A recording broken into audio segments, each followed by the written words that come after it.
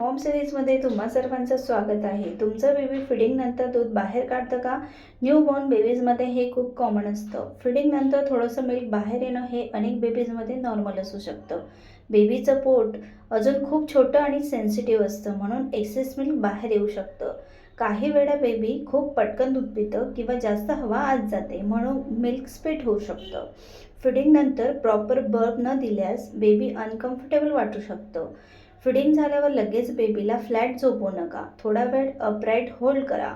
काही babies over फिडिंगपुढे सुद्धा milk spit करू शकतात, पण बेबी हॅपी असेल, वेट नीट वाढत असेल आणि ॲक्टिव्ह असेल तर जास्त काळजी करू नका. स्पिटअप आणि वॉमिटिंगमध्ये फरक असतो. फोर्सफुली मिल्क बाहेर येत असेल तर डॉक्टरांचा सल्ला घ्या.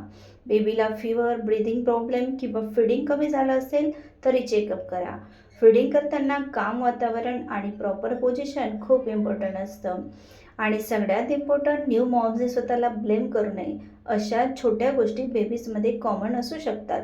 हळूहळू बेबीची डायजेशन सिस्टम मॅच्युअर होत जाते, म्हणून पेशन्स आणि केअर खूप इम्पॉर्टंट आहे. अजून असे युजफुल मॉम टिप्ससाठी मॉम सिरीज फॉलो करा. हा व्हिडिओ आवडला असेल तर चॅनलला सबस्क्राईब करा, लाईक करा, कमेंट करायला विसरू नका. Happy parenting.